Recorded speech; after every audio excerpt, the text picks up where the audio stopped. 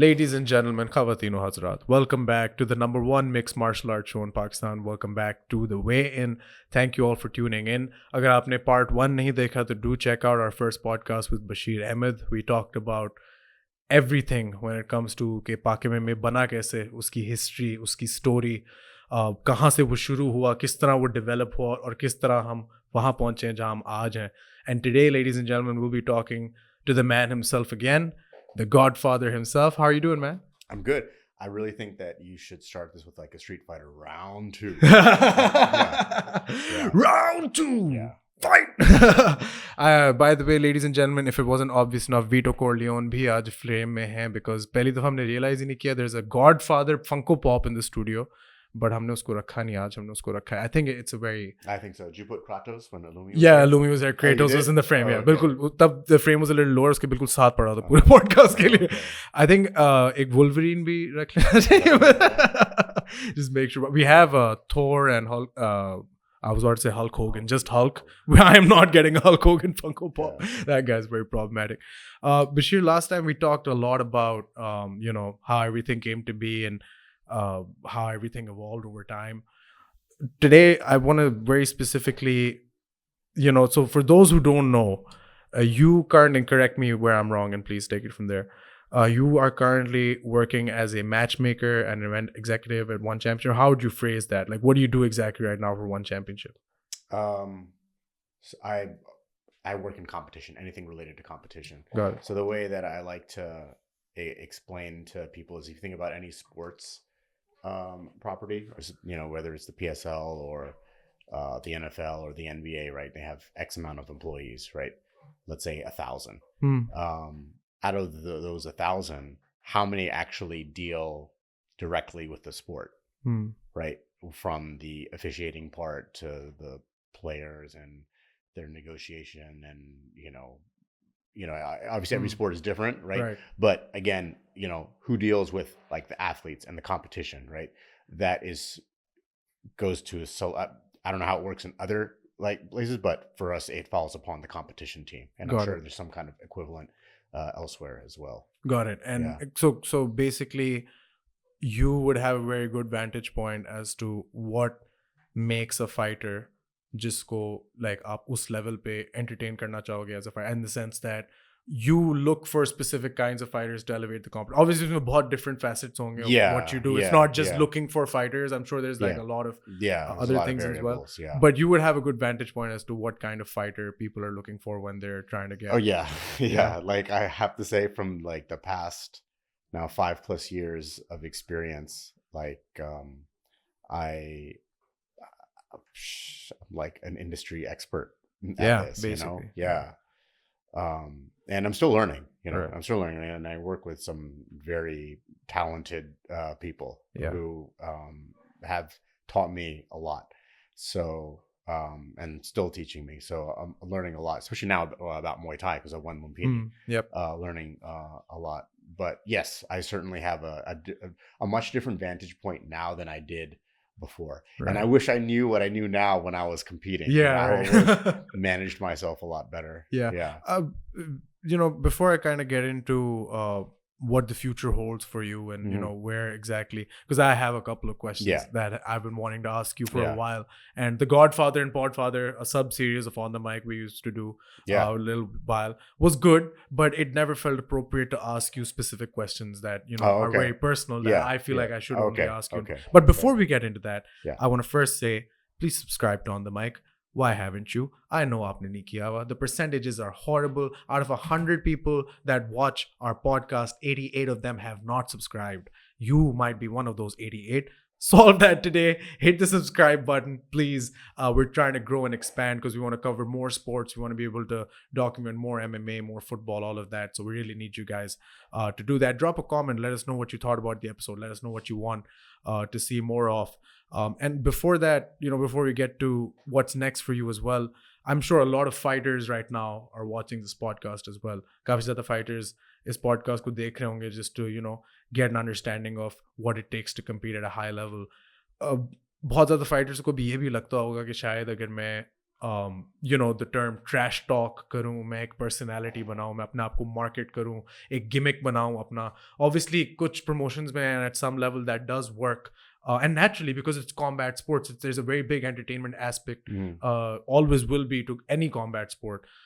How much do you think that matters, and what do you look for when you look for in a fighter? I mean, is there certain different things, or is there one specific thing when you're looking for and you're saying this guy should probably be where we're wanting him to be right now? First and foremost, I just look at skill. Yeah. Yeah. That's the foundation, right? Is person good? Yeah. Right. And then I take that skill into other variables as well, right? Like, is that skill of somebody who is, like 40 years old? I'm 40, right? And they're 40 years old, high level of skill, but how long are they going to compete for now? Right. So like, what does a promotion get out of that? Right. When in like 2 years, right, you might be like, I'm done. Like, I want to retire. Right. So how much can you promote and build that person up? Right. So that's a factor. How many fights deep are they? Right. And like, okay, high level of skill, but unfortunately they lost their first 10 fights. Right. And okay, they picked themselves up, but now they're 3-10. Right. Yeah. What am I going to, that's like, that's tough. So first of all, you look at skill. Right. I look at skill. I look at the skill level. Then I put the other factors into context with that skill as well. Is there a lot of watching fights? Yeah, of course. Yeah, of course. But even before I do that, I can tell just by looking at the person's record. Right. If something, again, let's go to this 3-10 guy. Yeah. Right. Yeah. Or girl. Yeah. Why would I bother even watching any video? That would naturally eliminate a lot of the. Yeah, exactly. Like naturally, आपको पता चलेगा कि ये जो group of people है इनको तो हमने consider नहीं करना, right? But then उसके आगे एक process होगा of choosing like between say 20 good fighters कि इन 3 को हमने रखना है. Like that's going to be very specific categorization. That must be tricky as well to then narrow down between, because it's all in comparative to one another, right? So one person fighting in one part of the world is very comparative to another person fighting another, for natural, like very obvious reasons. Are those things taken into account? Like, where is this guy coming from? Did he have enough opportunities to show his skill? Like, and a lot of different MMA economies are very different. Like matchmaking in Pakistan is not the same as maybe matchmaking in the US. Like not held for all examples. Like across the board, I would say masle hos. Are those things taken into account? Can they be taken into account? They can be taken out. And just like kind of as a disclaimer here, I'm giving my perspective as me as an individual in the industry, right? Not like from one or any particular promotion. Right? All views are his own. All views are my own, right? But yes, again, you're looking at like skill level first, right? So, but where they come from, let me give you a good example. Actually, is Russians. There are so many Russians, right? So many very, very good Russians, right? But what is any promotion in the world going to do? Fill up the roster with just Russians? Who cares then, right? Who's going to be interested? So you do have to take that into account, right? If we were going to just get the best people, or if any promotion to get just the best people, what if it just happens to be that 70% of them are from one country, right? Or from 3 countries, right? Like Russia, Brazil, and the USA. It's not doesn't seem like a global sport anymore. It's watering it down. So that certainly comes into play where someone is from. I mean, just like a random thing, if I like think about it as is this person, like if there's an event, like if a promotion holds an event and say in the United States, right? And say they're exclusively holding events in the United States, then are you going to sign somebody from a country that's not going to get a visa there? Right? Then so you do take factors like that into consideration as well. So absolutely, where someone is based off of, again, within the context, right? Like, because every country has a different like what do they call with the passport, the entry requirements, or visa requirements, right? So you could be a Uzbek promotion, right? And it's easy for you to get Kyrgyz and Mongolians and Chinese or something like that, regional promotion. But and you could have high level people, but then you could be a Saudi promotion, and then all of a sudden those people are all it's a big task. Like here in Pakistan, it's a big task bringing over someone from India, India or Eastern Europe. Either way, it's very tough. Yeah, exactly. It costs a lot. Right. So Pakistan is a great example of that. Like how big would having regular India versus Pakistan matches happen, and the vice versa in India? How big would it be to have Pakistanis come over and compete in India? Exactly. It would change the game. It would change the game. Then you're marketing at a completely different level. Yeah, but it's kind of a waste of time too. Yeah. You're going to spend this time and, find the right matchups and find good matchups, and then like no one can get a visa. Exactly. And visit. Yeah. Yeah. And it felt like that. And it's happened before. Yeah. I was just going to say when I was doing Airby Warriors 2, it felt like that because we worked so hard to put that fight together. Yeah. And everything was done. Everything was ready to go. And then I'm not even kidding. I won't get into specifics for obvious reasons. We were all okay. Yeah. It was going to happen. Yeah. The guy was going to fly out. Yeah. He was going to weigh in. Yeah. He was going to fight Najim Khan. Yeah. Najim Khan versus Aditya Sanal was going to happen. Yeah. But right about that time, there was an election happening in the Lahore vicinity. Like, I won't again get specific into it. But let's just say the result of the election 3 days out from Airby Warriors changed the fact that we no longer had that visa. So it's that intricate. Like if one result changes overnight, that visa's invalid. Yeah. The ministry's changed. Yeah. Yeah. Somebody could say something in public, like a politician could say something stupid, right? Anything. And it gets out in the news, and then next day, that person's not that delicate. So it is very tough. Yeah. Really quick question I want to ask. Average fighter, world-class marketing, or world-class fighter, average marketing. What do you prefer? World-class fighter, the skill. Yeah. But I mean, there's so many like different things in context and circumstances. Like, would you call like Logan Paul an average fighter? Yeah. Yeah. But would any promotion in the world take him? Absolutely. No, of course they would. Why wouldn't they? I mean, like wouldn't the big three, the UFC one, and and Bellator would be like, if they could come to agreement, of course they'd have him, right? They would not look at they wouldn't be like, oh, he's just not good enough, right? Yeah. So that's world class marketing, in a way, right? Yeah, exactly. So that would qualify over. Yeah. Jake Paul did, but he hasn't fought in PFL yet. Yeah. But anyway, case in point, right? Yeah. So that's and I think they had to give away a lot to him. I'm sure they did. They gave him like ownership of the company as well. I think. Yeah, don't quote me on that. Yeah. There must be something. At that level, it has to be. Yeah, no, that makes sense. Yeah. Do you still have that itch to fight? Yeah, I do. Yeah, I do. Really? And I'm a lot better. Yeah. I'm at 40? Yes. Yes. How? Yeah. How does that work? I didn't stop training. Yeah, I didn't stop training. Like, I take good care of my health. Like, would some things have to change in training camp? Yeah, they would. And it wouldn't be the same. I mean, like some of the biggest factors beyond age is like having like a family and like all those. Really busy job, Yeah. But overall, I'm better. Yeah, I'm better. I'm just experienced.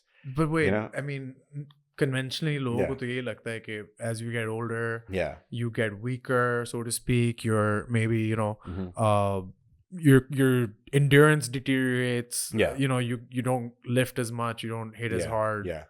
Do you feel that? So strength wise, I feel the same. I'm probably stronger, right? Like I think old man strength is like a real thing. I think it's a real thing. Yeah. Shout out Glover Teixeira. Yeah. So, strength wise, I don't think that has affected anything, right?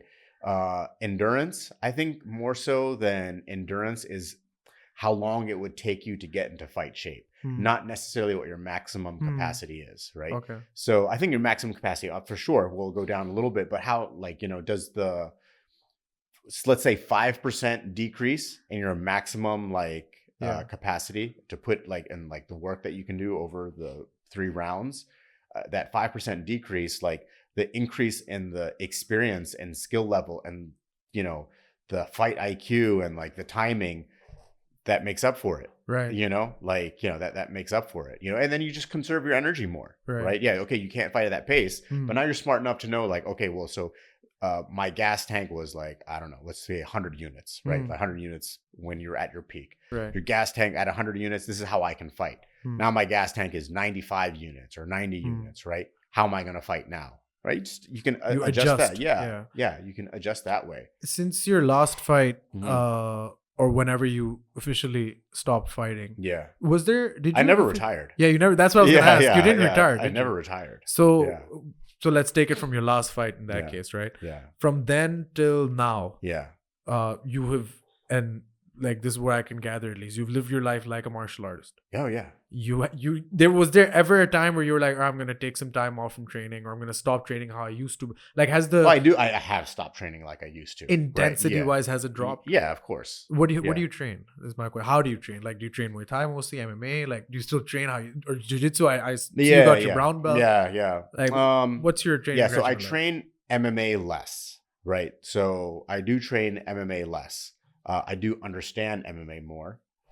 Just from like being around it, and now when I train like other aspects of the sport, right, whether I'm training Muay Thai or training Jiu-Jitsu or training wrestling, I make sure I adjust it to MMA. I don't usually do stuff that are specific to like just Jiu-Jitsu that don't really carry over to MMA. Gotcha. And oddly enough, when I was competing, right, I would be training Jiu-Jitsu and doing stuff that like just is a very low percentage in the MMA world, Gotcha. Yeah. But now when I do Jiu-Jitsu, it's like, I don't care. I'm willing to lose a round in Jiu-Jitsu to focus on like doing like Jiu-Jitsu for MMA. The things that work in MMA. Yeah. Because like a lapel choke's not going to work in MMA. Yeah, exactly. Exactly. Like if a white belt chokes me out with a lapel choke, I'll laugh it off. Yeah. When before it's like, well, oh man, this white belt choked me out. Like, so I got to like learn lapel defenses, right? I'm not going to waste my time with that. Yeah. Yeah. That makes a lot of sense. Yeah. And you still got your brown belt with that. Yeah. It's adjustments, like you said.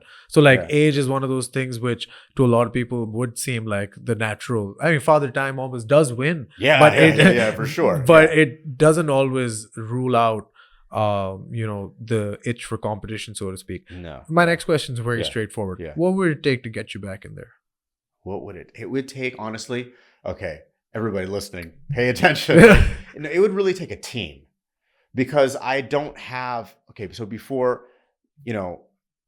because of my role in Pakistan, right?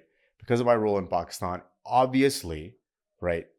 If I compete, I would want to compete for the Pakistani audience, right? Now, because of that, and because of what I was doing before, it's like, okay, so maybe I compete for Pakistan, as in even if I'm competing outside, I want to market to the Pakistani audience, or I want to compete in Pakistan and put on a show. I don't want to have anything to do with putting on a show, right? Gotcha. Like, I don't want this to be PFC 2 where I am fighting, right? And then running out and doing an announcement, right? And then going in and reffing the next match. Yeah. Right. And before that, obviously, I'm like putting together like, what's going to happen, all the logistics. Yeah. I'm not doing that. Right. So a team, right? And a team that would, help with like find sponsors and just help. So would I advise? Of course I would, right? I would not take all this, experience, and things that I've learned and not, benefit myself and the event, right? And all the people involved. But I'd be very, very strict about what load I'm going to carry, right? Because I have so many other things going on. Naturally. Right? So that's like really one of the biggest things, financial incentive would certainly play a part. Yeah. But more like, you have to look at the risk, reward ratio there. Who are you fighting, for example? Yeah. And like, I wouldn't want to spend money. I wouldn't want to lose money, right? Which I would certainly be willing to do before, right? Yeah. As part of it, just out of, just different life circumstances because of youth, because, different perspective on things, so I certainly would take that into consideration, right? I wouldn't be paying out of pocket to compete, right? Yeah. Let's say promotion in Pakistan, let's say SAG MMA or ARY Warriors or whatever, or Legacy Fight Series. No, I'll name one of them. So they know I'm talking about Legacy Fight Series or let's say Flogger series, Yeah. or let's say any one of these, Yeah.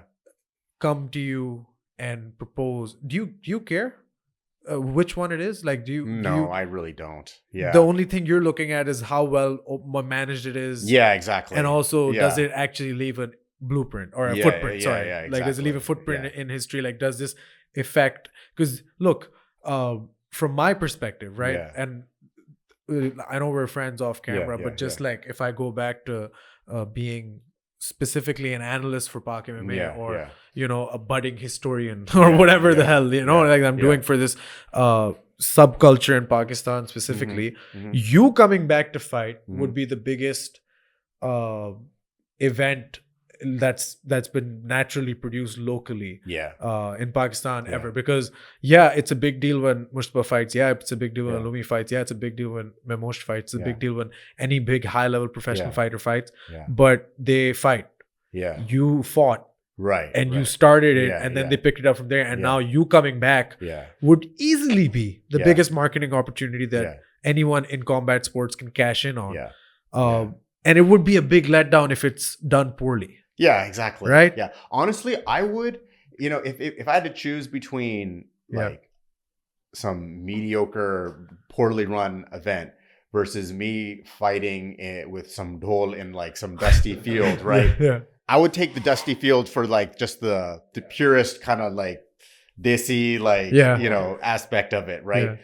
I wouldn't want to do some like shitty, like, you know, like Jaliga and the event's like running 3 hours late. I wouldn't want to do that, right? If I'm gonna go like where there's no like proper like event management, then let's just go straight like Akarda, right? And just like get that emotional kind of atmosphere going, you know? So it's like, so it has to be done right in the sense that and it's not simply about like the pomp and circumstance. Exactly. It's not just about how big the scale is, but does it make appropriate sense? That like what you're doing, does it again, does it have the potential to create a new crop of fans, create a new once again create a, you know, like a fan base for MMA, which I would say, like, from when all of this was starting at its peak, when you fought at one, when Muhammad Imran got to fight at one, when Waqar got to fight at one, at that time it peaked, and then it started to like taper off because activity naturally like would reduce over time, right? And then it's starting to pick up now. This would be like the next step in my mind. So if we're gonna put this together, let's say, right, and you get the right team, you get a promotion that gives you the right incentive in terms of it making sense, in terms of financial incentive, and so it all makes sense, right? Naturally, you're the A side in this scenario. You have to, one way or the other, get an opponent that makes sense. That again is appropriate to the situation. Who would you fight? Is my question. I really don't know, because I've thought about this a lot, and I've laid out a tentative like game plan, right? I would not want to like, right now we're talking about an event in Pakistan. Right. I would not want this to be the first time that I compete right out the gate. I would actually probably want to compete in like more local stuff, like, you know, maybe in Thailand or elsewhere, right? Get the rust off. Exactly. And then I could make that kind of like assessment.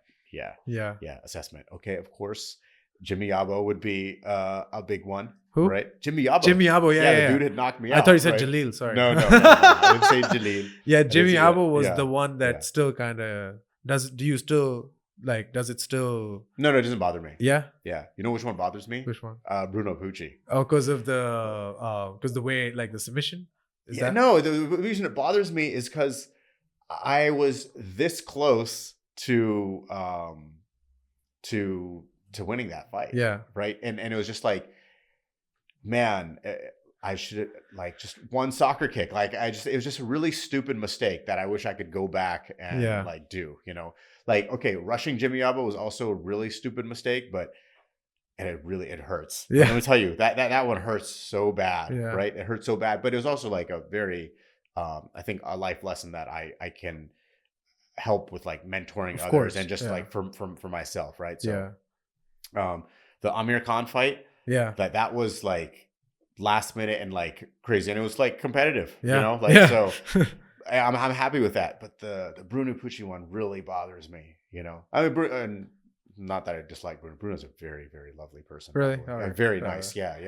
Very, very But it nice just person. lives with you from a competition perspective. From a competition perspective, I really like that one. That It's just what like, if? Because it's just because you look back and like, oh, it's just so dumb. Like, you know, like just like why didn't you do that? Like, and because it was my second fight in one championship, like it could have like what would be the next step and stuff like that, you know.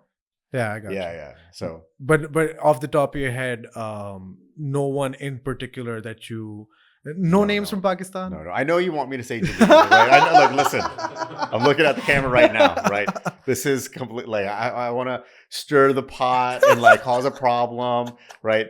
But Daniel really thinks that me versus Jaleel would be a fun fight, and it probably would get a lot of hype, you know. Of course. It's the fight to make. Like, okay, you know, here's the thing. Would it be worth the stress for me? Yeah. From my perspective, that's the main thing. Yeah. That's the reason we wanted. Oh God. Oh man. Look.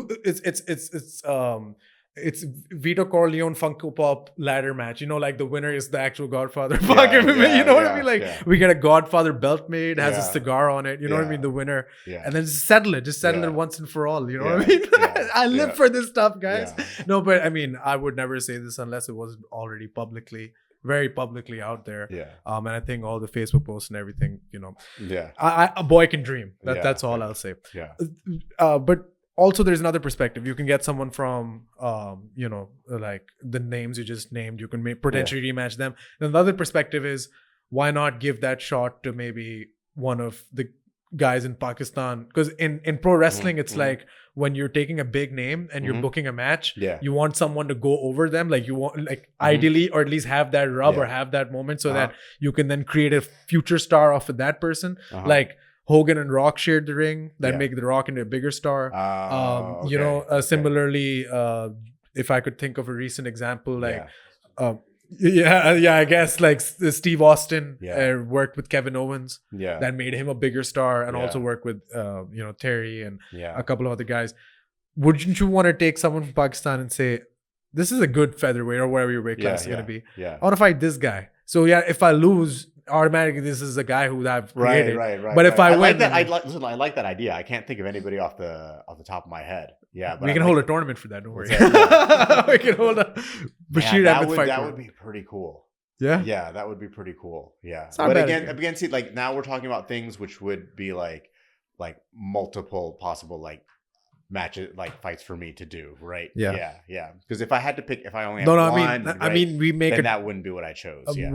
I mean, we do a tournament of guys amongst themselves, and the winner gets to fight you. Exactly. But then is that the only fight that I do on Pakistani? So is that it? Because then I wouldn't want that to be it. Oh no, we market it like it's your last fight, and then we do 5 more. Okay. We Floyd Mayweather. See, that's fine. That's fine. No. We never let them know about the industry secrets. But so the competition itch is there, and I'm very happy to hear that. But again, it's one of those things that could happen, could not happen. I'm not gonna just be like, all right, I'll do this. Like, you know, like I don't want to be in a fight where, you know, because of other obligations, like I get tired. I don't want to be like, you know, like look, you get tired in a fight, right? But I don't want to be like, you know, in the 3rd round, that's not what I want to leave as your last member. Exactly. Because, you know, a lot of this is for me, and just as martial arts been and has competition has been, is like wanting to bring out the best in myself as well, right? So, you know, there's other factors too, you know, like would I enjoy the hype and the fanfare? Oh, for sure, right? You know, friends coming to come watch it would be amazing, right? But then there's also like that part of, you know, of me being a martial artist and wanting to bring out the best of myself, like, you know, want to do that, you know. So I wouldn't want to come out with like, you know, my like gut hanging out and like, you know, just like looking sloppy, you know, for the sake of doing this, right? You know, like I'd want to have it be the culmination of, you know, X number of weeks or months of training, you know. And that's one of the things that I miss is that process of preparing, right? That I want to go through, which is not fun, but I think it's very good for a person. It's been good for me. So and to go through that process and to bring out the best that I can in myself. And yeah, I got you. That. Yeah. And you're currently running a gym in Thailand as we speak, or that's your business model, so to speak. Just tell us about that. Yeah. So, okay. So the story with that is that when I first started training in Thailand, the first time I went to Thailand, it was like in 2006, I think. Yeah.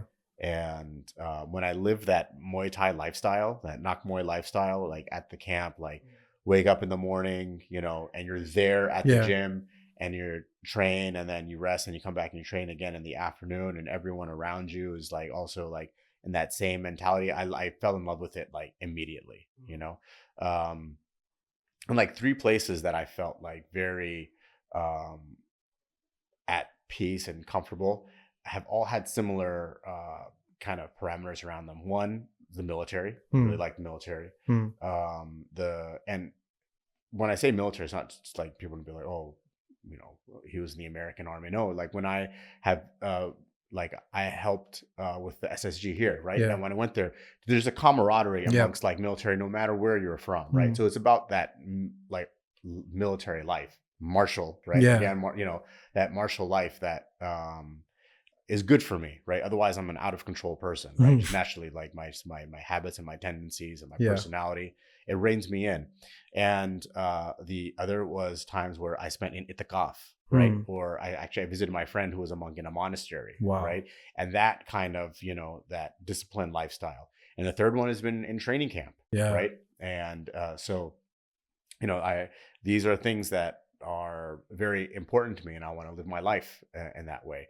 So anyway, going back, I experienced that in Thailand, and I was like, this is what I want. I want to do something like this, right? So I'm now in the process of really starting that up. I've given this a lot of thought about how I want this to be, and I have plan A to Z, right, about how it will manifest, right? But really, look forward in the next couple of years for a gym in Thailand, and hopefully a lot of crossover with Pakistan. Those would be amazing. Fingers right crossed. Yeah Amazing. And get kids from Shaheen or any place, right? Any place to come and train in Thailand, and maybe like have like a group of Pakistanis there, and from all over the world obviously as well, but it could be kind of like a hub for Pakistanis to come train in Thailand. We'll have roti and like saran roti, and lassi, and some dahi, and like we'll be like crushing up the badam, Hell yeah. But so that is in process right now. I just started teaching again recently, like in about like September, and it's going really well. I have not gone like, and I'm at a very foundational stage right now. I'm looking for places right now to like open a new like purpose-built facility for myself. So hopefully that will happen in the beginning of next year. There's a lot of positive things going on in that direction. I don't want to say too much right now because I don't want to jinx myself. And I don't, I just want to. I mean, it's been going on since September, and like nobody probably even knows that I've been like teaching again. So Tiger Eye. Yeah. Love that name. Yeah. And that's a very Muay, like not Muay Thai, but very Thai combat sport friendly name as well. Like it fits the market. But it's like unique and distinct enough that you can remember. Yeah, let me tell you a story about this. Please. Please. Because it's actually really fascinating. So when I was starting PAKMMA, right? When I was starting PAKMMA, I was and I actually mentioned this on the episode 1, like Legacy Gym was one of the places that I went to. And it was, I went to multiple places, and it's kind of funny that I mentioned Legacy because I was only there for 2 days, right? Spent much longer at other places. But at Legacy Gym, a very good friend of mine from high school that I went to high school with in Malaysia, middle school and high school, he had become a monk, right? He was Thai, but he grew up, but spent a significant amount of time in the UK. So he was like a Western Thai, right? Got it. That's how we knew each other from international school. But he had become a monk, and his hometown happened to be in the same place as Legacy Gym. So when I went to Legacy Gym, I found out that he was close by. I went to visit him in the monastery, and at that time, he also disrobed, as in he came out from being a monk to become a normal person again after being a monk for 2 years. Crazy. And this is the first time we've seen each other. So he had left this life, and I was beginning like the PAKMMA life. Yeah. So the PAKMMA website, I know it's changed now, but that was made at his house. Oh. The PAKMMA logo was made at his house, right? Wow. So while this is happening, right, I'm telling him, like, I love Thailand. I want to open a gym here. He's like, yeah, let's do it one day, right? And look, this is before one championship. This is before PAKMMA. This is before I started competing as a professional. Yeah. And we're talking about this stuff. And like, yeah, one day I'll come to Thailand, right? And I did. I ended up moving to Thailand, right? And he's still there. And he has got this big tiger tattoo, right? Which is the same logo as Tiger Eye, actually, And so we're just like, we spent a lot of time, like, talking about like, what are we going to name it? What's that? And, like that has a personal meaning to him, like that tiger tattoo. And so like let's go with that, So it's Tiger Eye. Yeah, that's brilliant. Yeah, and he's involved in this as well. What's that? Is he involved in the gym right now, like as we speak? Oh yeah. I mean, like we've been talking about this for years and like acting on it, brilliant, step by step. Yeah, that's awesome, man. A lot of Pakistani people have actually met him. I would say a lot, but significant. Like Alumi knows him. Okay. Who else? Aves knows. What's him. His name? His name is Niran. Niran? Yeah, Amnita, knows him. Shout out Niran. Yeah, let's go. And wait, he's a monk? Oh, not anymore. Well, he was. Yeah, he was. Yeah. And you spent time with him in the monastery. That's why I went to the monastery, like the Buddhist monastery. What was that like? It was really cool. Yeah, it was really cool. And I didn't shave my head. He was like, yeah. I did trim my beard. Okay. I was like, I'm not shaving my head. But yeah, I spent 3 days there. I think it was a really good experience. Damn. Yeah. How different is it from normal life? Oh, really different. Yeah, really different. So what they do is like, because I just followed him along on his regular routine. It's like they wake up in the morning and they go, because he was at a really strict monastery, like really strict. So they can't touch money ever, right?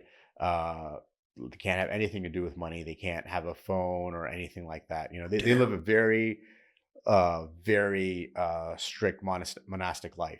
Which is not actually true. Like when people think, oh, he's a monk, he's living alone in the mountains. Actually, in Thailand, that's not the case. I've walked into internet cafes full of monks. Yeah. All just sitting there, like, so researching. Yeah. So there's like, there's levels of like, how strict like, monkhood is, For a lot of people, it's just like something that they do for like a little bit, just like it's like kind of like a rite of passage for almost every Thai male, Like if somebody's like maybe before they get married or if their parents die, they'll become a monk for like 3 days. Got it. Yeah. But so he became like a proper monk for 2 years in a forest monastery. So he was like out in the middle of the forest and he'd wake up in the morning, like meditate and like read the Buddhist scripture. And then they go to villages and they beg for food because they can't can't buy food, they can't like have a business, right? So they rely on the public for their sustenance. That's crazy. So they go and they have this bowl and people just dump food in the bowl, and it's not like,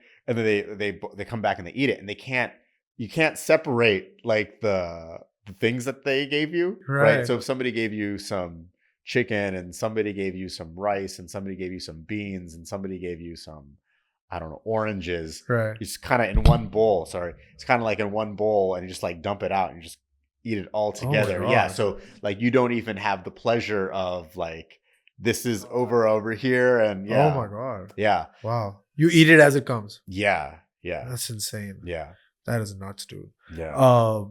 I want to have him on the podcast one day. Yeah. Ask him a lot about this. So it was really cool. It was really cool. And then I came out. I went back to like his house was nearby, and I was staying at his house when I was training in Ubon at Legacy, and and then he was like, when I met him, because I didn't know he was gonna disrobe, and he was like, so I think I'm thinking about like disrobing, like leaving the monkhood, which is normal. It's not like people do that. Some people stay a monk for the rest of their lives. Other people are monks for like I said, a few days possibly, right? But he was a monk for 2 years or so, and he's like, I'm going to disrobe, and so I came back with his sister and like relatives, and went back, and like I was like the first person he like hung out with. Crazy. You know, like hung out with, like, where he didn't have to like adhere to all his rules and stuff like that. Wow. You know, like smoked a cigarette. Because you afternoon you can't eat. So like me and him went out to like have some noodle soup at night. You know, like it's like, wow, I'm like walking in the city like after living in the forest for so long. Yeah. Insane. Yeah. That is nuts. Fazen, would you ever be a monk? Yeah. Yeah. A couple days. Yeah. Like maybe a couple of months just to really get the feel of it. Yeah, that's interesting. So he was telling me that he was like, he had spent so much time like you know, meditating and doing all the monk practices that it would get to where when he was sleeping, he would be conscious that he was sleeping. Wow. Not a dream, but he'd be like, I'm sleeping right now. like you nuts, know that man. He was sleeping. Yeah, that is nuts. Yeah, and he would like train like things like he would spend time looking at his hand, so that when he had a dream, the hand became like this focus point. So when he had a dream, he'd be like, hold on, where am I? I'll look at my hand, and like, and the hand wouldn't be the normal, right? So he's like, okay, I'm dreaming, and now I'm in control. You've heard of lucid dreaming? Yeah, lucid this is dreaming. kind of stuff he would do. Yeah. Okay, no, I want to become a monk forever, dude. You crazy? You just lucid dream all night? Like, that's... It's happening finally. Yeah. No, that's crazy. And my next question isn't like specific to one championship. Yeah. So I don't want you to answer from the perspective of working there. Yeah. I just mean the things you do in life right now, the things you are doing, the things you're working towards, the industry that you're involved in, the path, so to speak, that you've chosen, everything that you do. Yeah. Do you enjoy it? Yeah, it's fun for sure. But I do also feel like I'm entering like where I want to do like some other things as well, but it's all still related to martial arts, right? And like one thing that I feel like I'm kind of, you know, one of my purposes in this world is to like help the poor, right? And to like do good and do like, you know, charitable things. And you know, I know that everyone to some extent, you know, wants to do that, but you know, not everyone really wants to make that the focus point of their day, which is fine. The world has to like, you know, function. Not everyone is going to be a monk, or not everyone is going to do, you know, do one thing. So, you know, I do feel like maybe moving towards more of that. Again, that doesn't mean like leaving martial arts, because martial arts is still a part of it, right? Like, so for example, you know, I was a goodwill ambassador for the WWF, right? Like the earth and like the environment and taking care of the environment is really important to me. Right. And I would like to do more things for that and have more time for that. Again, though, this comes back to like martial arts, because like, so one of the classes I teach kids as well. Right. Yeah. And one of the things that I'm trying to inculcate in them is like, okay, as a martial artist, you're supposed to be the protector. Right. And that also means the protector like of the earth as well. Right. And so, you know, you take care of those weaker than you. Right. And so if your other people are you know, your steward, you know, and a guardian, and you have the same mindset towards like the planet as well, right? So it always kind of comes back to the like, you know, being like a warrior, you know, a warrior poet, a martial artist, you know. So you know, like sometimes like work and life gets like really, really busy. And sometimes like, man, I want to break from like martial arts, you know, but at the same time, like it's still like, it's something I'm passionate about. It's not like I turn it off or when if I'm not, like, it's still like a hobby as well. Right. And it's still like, would I stop watching mixed martial arts? Cause I, you know, maybe I don't know, do something else now. Yeah. No. Would I stop training? No. Would I like stop like training with my son? Like for me also, like martial arts is like a family activity. Like it's something me and my son like do like for fun, not because I want him to be a champion. Right. Like that's, if that happens, okay, that's where destiny took him, right? Where he took himself, really, you know, because he wanted to. But that's not something that's nowhere do I have that as like a goal or a game plan whatsoever, right? But would I let go of these things? Absolutely not, you know? So, but do I want to do like other things as well? Yeah, I definitely. Actually, over this Eid break, just driving out in Punjab and seeing like all the solar. I don't know if solar has become like, like that to me, it's like, man, I would like to actually kind of do like, you know, get involved in that a little bit, you know. I don't know how deep I would like want to go, right? But that's something that I could see myself doing like quite happily, actually, like running a solar company. Again, though, like, would I do that at the expense of leaving martial arts? I don't think so. No, I don't think so. It has to be a balance where martial arts is there at some level. It really is the nucleus of my life. Yeah. That's brilliant. And I mean, a common thread, and we're going to be coming up with part 3 of this podcast as well, where we talk about Shaheen Academy. So I'll leave a lot of that discussion for that.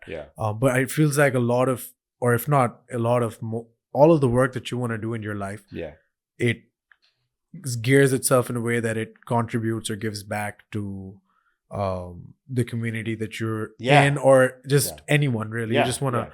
Even PAKMMA was like that. It was about giving back to Pakistan. You know, it was like, it was about like, you know, when I imagined it, right? I imagined like, you know, I imagined the dust of Pakistan. I imagined like, you know, someone in a shalwar kameez, like, who hasn't had like enough to eat, but it's like, I want to fight my way out. You know, like that was kind of the, you know, the feeling that I had when I like envisioned it, right? The emotional feeling that I had with it. And now, like, you know, with Shaheen too, right? You know, it's like, you know, so one of the reasons Shaheen came by, right? So for Shaheen, for those who don't know, it's I have a gym here in Lahore in Chhattarpindi, and it's free for anybody. It's a lower income neighborhood, and it's about martial arts. But more than that, you know, we sponsor their education, not everybody, but for select students. You know, we give after school tuition for everybody. You know, if the families need help, we help them. You know, it's a community center, right? But with the story with Shaheen is like, you know, when I was here and I had Synergy, and people, it was like, I didn't come here to run a business, right? Now, obviously I have to, because I have to like run my household, but people would be coming in and I'd have to turn some people away. I have to turn a lot of people away who are like, I can't afford this. You know, it's like, what am I doing? Like, you know, I'm here, I'm saying no to people who want to train in MMA. Like, I was like, it was like a real issue for me, you know, like I just like, I felt terrible, you know. I was like, this is not why like I came here, right? This is not at all, right? You know, so and most of them happened, I wouldn't say most of them, but a lot of them happened to be from Chhattarpindi, you know, and a lot of it probably because of the links that I had with Chhattarpindi when I first started, like, you know, the gyms here. And so I was like, all right, well, we're going to open a gym there for, you know, for everyone. We're going to go back to what I really want to do. I didn't want to open Synergy, right? And not to say I didn't have fun and have great friends. Like, you were at Synergy too, right? You know, and like I had some really, really good friendships there. And I was really, really grateful for all that. But that's not what I kind of came for, you know. I've like, it's much easier to let go of Synergy than it would be to let go of Shaheen, for example.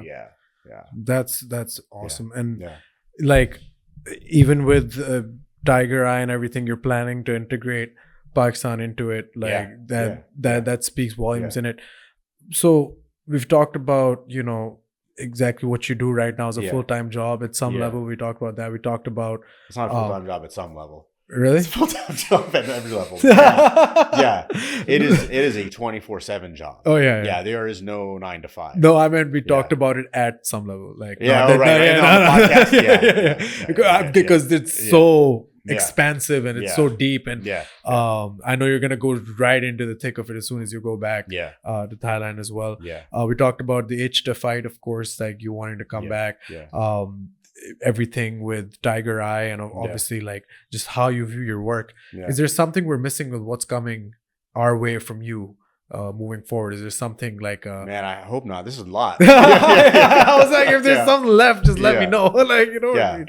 No, but I feel like this all ties in so brilliantly, and it ties in beautifully, and it ties in it all ties in together, but the base of it all, like you said right now at the end, is Shaheen Academy. And ladies and gentlemen, please do tune in to part 3. It is going to be coming very soon after this video, where we talk in depth about not just Shaheen Academy, but how it came about. But we also will be talking about no, it hasn't been filmed yet, so I can't really tell you what we talked about, but we're talking about you know, Shaheen, how it came to be, and of course how Bashir envisions it moving forward, and what the ultimate vision always was with it, and of course his time in Pakistan right now and what he's seen and everything that takeaways from this trip, so to speak, that he's been so gracious to give us 3 podcasts from, by the way. I appreciate that.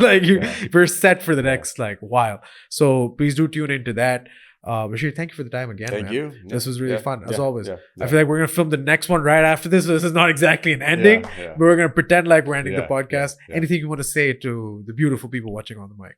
No, thank you for everybody who is supporting on the mic, supporting the sport. This is actually, so one of the things that I was like, one of the goals was that MMA to get so big in Pakistan that someone could have a show and support themselves with it. So I don't know if you're there. We're not exactly there. But I will say that having the show spilled over into so many things where like, even for example, I worked 2 years at Brave Gym. That was because of all. So it is. Even if it isn't big enough, we exist so that we make it big enough. So we don't, if it doesn't have already happened, we're gonna make it happen, bro. So appreciate you, Bashir, and thank you all, he said, for subscribing, supporting, following, liking, commenting, all of that. And please do what I always tell you to do, and tune in for part 3. Do what I tell you to do, and that is keep it tight.